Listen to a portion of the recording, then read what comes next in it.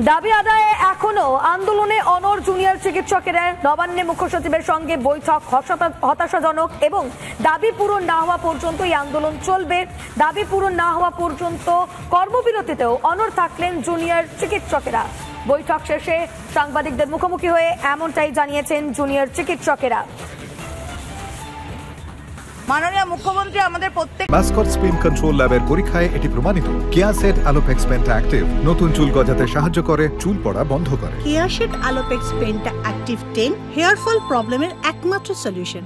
একটি দাবিকে অত্যন্ত সহানুভূতির সঙ্গে শুনেছিলেন এবং আমরা সেই যে স্বচ্ছতার দাবি নিয়ে গেছিলাম সেই রকমভাবেই বোথ সাইডের এগ্রিমেন্টের মাইনিউট সাইন করেই সেখান থেকে এসেছিলাম। কিন্তু আজকের আলোচনায় আমরা যখন বসি, প্রশাসনের তরফ থেকে চিফ সেক্রেটারি, হোম সেক্রেটারি সহ যারা ছিলেন তাদের সঙ্গে অত্যন্ত সদর্থকভাবে কথাবার্তা হলেও আমরা আমাদের তরফ থেকে চতুর্থ এবং পঞ্চম দাবি নিয়ে যথার্থতাকে পরিষ্কারভাবে রাখলেও তারা মৌখিকভাবে আমাদের সঙ্গে এগ্রিমেন্টে আসেন। মিটিংয়ের শেষে আমরা দেখতে পেলাম যখন আমাদের হাতে মাইনিউটস দেওয়া হলো, সেই মাইনিউটসে বেশিরভাগ কথাকেই বাদ দিয়ে দেওয়া হলো।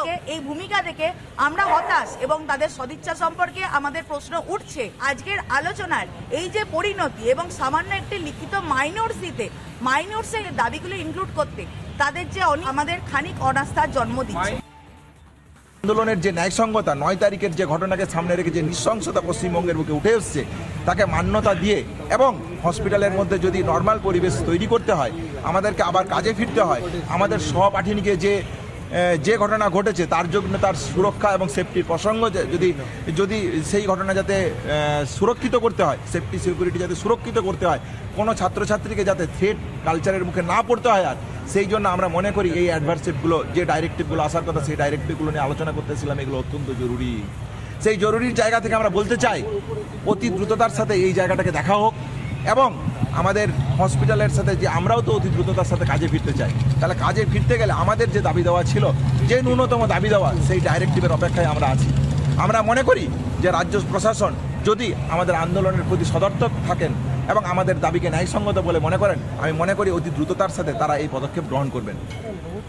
আমাদের কর্মবিরতি এবং অবস্থান বিক্ষোভের প্রশ্নে আমাদের যেভাবে কর্মবিরতি এবং অবস্থান বিক্ষোভ চলছিল সেইভাবেই চলবে।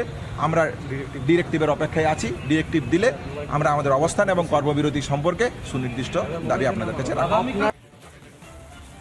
সত্যি হতাশ যে দুপক্ষ মাইনিউটসের এগ্রিমেন্টে পৌঁছতে পারলেন না। আমরা এটাকে একরকমভাবে আগের দিন মাননীয় মুখ্যমন্ত্রীর সঙ্গে আলোচনায় বসে আমরা যে সতর্ক ভূমিকা দেখেছিলাম, যে সদিচ্ছার আশ্বাস পেয়েছিলাম, আমরা সত্যি ভেবেছিলাম 40 দিনের আন্দোলনে আমরা একরকমভাবে আমাদের অনুরোধগুলো, আমাদের দাবিগুলি প্রশাসনের কাছে পৌঁছে দিতে পেরেছিলাম। আজকে সত্যি সামান্য একটি মাইনিউটসের প্রশ্নে যেভাবে আমাদেরকে হতাশ হয়ে ফিরে আসতে হলো, তাতে আমরা এই সদিচ্ছার প্রতি আমাদের অনাস্থা জেগেছে।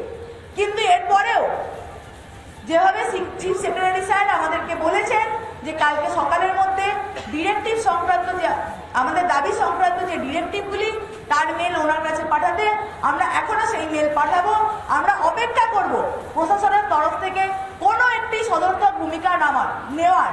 আমরা এতদিন যখন ক্ষেত্রে তারা তাদের অপারগতা জানিয়েছিলেন, আমরা বলেছিলাম যে ঠিক আছে সেটুকু থাক, যে আমরা দাবি জানিয়েছি কিন্তু আপনারা অপারগ।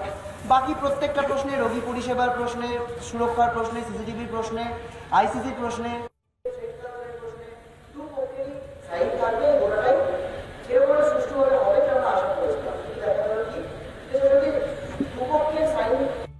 এরকম কোনো মিনিটস আমরা বের করে আনতে পারলাম না। কিন্তু তারপরেও আরজিকর কাণ্ডে যখন উত্তাল গোটা বাংলা, তখনই বেলাগাম শাসক দলের নেতামন্ত্রীরা তাদের বারবার প্রতিবাদীদের নিশানা করতে দেখা যাচ্ছে। আর এবার চিকিৎসকদের আন্দোলনকে নাটক বলে কটাক্ষ করলেন চুঁচুড়ার বিধায়ক অসিত মজুমদার। পাশাপাশি প্রতিবাদী মহিলাদের নিয়ে অশালীন মন্তব্য করে বসলেন রাজ্যের প্রাণী সম্পদ উন্নয়ন মন্ত্রী স্বপন দেবনাথ। আপনার মেয়ে কোন রাত জাগো আন্দোলনে গেছে, রাত্রিবেলা যখন আমাদের পাহারা দিত, বা আমার কি জানে না যে আমার মেয়ে সন্ধ্যেবেলায় কোন মদের দোকানে যাচ্ছে। ফের বিতর্কে তৃণমূল, প্রকাশ্য জনসভা থেকে মহিলাদের নিয়ে অশালীন উক্তি মন্ত্রী স্বপন দেবনাথের।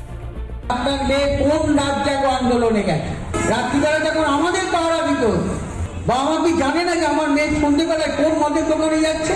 বাবা মাদের সাবধান, আপনারা কোন আন্দোলন করুন, আন্দোলনে মোমবাতি জ্বালান, মিছিল করুন, যাই করুন তাই করুন, কিন্তু অনেক জায়গায় যখন যায় তখন আপনি খোঁজ করবেন না আপনার মেয়ে কোথায় গেল, শেষে কিছু হলে জায়গায় এসে আমাদের ঘাড়ে চাপছে। অন্যদিকে আন্দোলনরত চিকিৎসকদের নিয়ে বিস্ফোরক মন্তব্য চুঁচুড়ার বিধায়ক অসিত মজুমদারের। ডাক্তারদের আন্দোলনকে নাটক বলে কটাক্ষ করেছেন তিনি। দেখুন, মুখ্যমন্ত্রী যতটা করার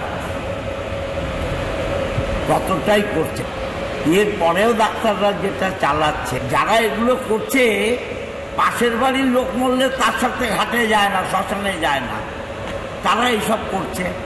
এ তো মানে নাটক ছাড়া আর কিছু নয়। এখন শাসক নেতাদের এহেন মন্তব্যে তৃণমূলকে তুলোধনা করতে ছাড়েনি রাজ্যের প্রধান বিরোধী দল বিজেপি। কালচার, তৃণমূল কোনো ভদ্র শিক্ষিত লোককে সম্মান দিতে জানে না, তৃণমূল মা বোনেদের সম্মান দিতে জানে না, তৃণমূল কংগ্রেস তোষণ করতে জানে আর ভাতা বিতরণ করতে জানে। মুখ্যমন্ত্রী মমতা ব্যানার্জি ওনার মন্ত্রীদের রাস্তায় নামিয়ে দিয়েছেন, এমনিতেই রাস্তায় বসিয়ে দিয়েছে, এখন রাস্তায় নামিয়ে দিয়েছেন। তারা এখন রাস্তাঘাটে ঘুরে ঘুরে দেখে বেড়াচ্ছে মেয়েরা কোথায় কি খাচ্ছে না খাচ্ছে। শাসক নেতাদের এহেন মন্তব্যকে কটাক্ষ করতে ছাড়েননি তারকারাও।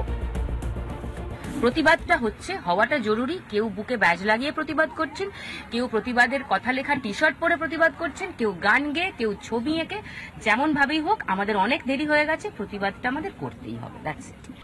তাদের নিজেদের মধ্যে তাদের আলাদা আলাদা রাজনৈতিক অভিমত থাকতেই পারে, কিন্তু সরাসরি কোনো রাজনৈতিক ছাতার তলায় না এসে যখন একটা বড় জনগোষ্ঠী আন্দোলন করে এবং সেই আন্দোলন যখন তাদের সফল হতে থাকে, তখন শাসক বিরোধী সকলে চেষ্টা করে সেই আন্দোলনটাকে ডিসক্রেডিট করতে। ডাক্তাররা এবং সাধারণ মানুষ 1.5 মাস ধরে এই আন্দোলনটাকে বিশেষ কোনো রাজনৈতিক দলের আঙিনায় যেতে দেননি, তাই জন্য শাসক বিরোধী সকলের খুব সমস্যা হচ্ছে। কেন বারবার প্রতিবাদীদের নিশানা শাসক দলের কেষ্টবিষ্টুদের? তাহলে কি প্রতিবাদীদের ভয় পাচ্ছেন ক্ষমতার অলিন্দে থাকা বিধায়ক মন্ত্রীরা? সন্তোষ দাস ও বিট্টু রায়চৌধুরীর রিপোর্ট, রিপাবলিক বাংলা।